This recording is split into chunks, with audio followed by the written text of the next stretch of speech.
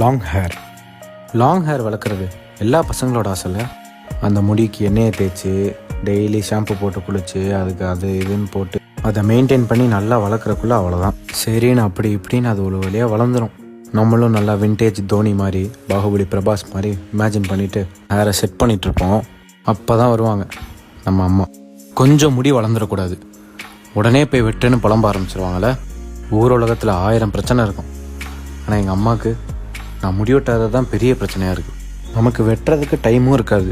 ஆனால் அம்மா, நீங்கள் பெரிய மனுஷங்களாயிட்டீங்கப்பா, இனிமேல் எங்கள் பேச்செல்லாம் கேட்க மாட்டீங்க, அது இதுன்னு என்னென்னமோ சொல்ல ஆரம்பிச்சிருவாங்க. அவங்க புலம்பலை கேட்டு நமக்கே ரோசம் வந்து போய் முடி வெட்டிட்டு வந்துடுவோம். சலூனில் போயிட்டு அந்த ஹிந்திக்காரன்ட்ட நம்ம புரிய வச்சு முடியை வெட்டுறக்குள்ளே அவ்வளோதான், போதும் ஆகிடும்ல. முடியை வெட்டிட்டு வீட்டுக்கு வரும்போது லிட்டரலாக அழுதுகிட்டே வருவோம்ல. Huge regret in our life each and every time. அப்படி என்ன தான் நம்ம அம்மாங்களுக்கு நம்ம முடி மேலே அவ்வளோ வெறின்னு தெரில. Scenario of me and my mom after haircut. அப்படியே அப்படி உன்னை பார்க்கறதுக்கு நீ எப்படி இருக்க தெரியுமா தம்பி? எப்படி இருக்கிறேன்? பார்க்க வீட்டு வேலைக்கார மாதிரி தானே இருக்கிற.